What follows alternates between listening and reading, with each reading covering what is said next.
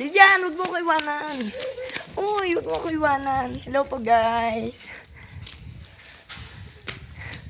Andito po kami sa Baguio. Sumama po ako. Mag-stayin po kami ng for 2 weeks. Yan. Ningal ako. Ayan. Nawala na yung pag... Ayun pa no, malabo pa no, yun meron pa. Ayun. Muy. Hiningal ako. Yan guys. Ngayon nyo lang ulit ako makikita. Ito po yung bahay. Yan.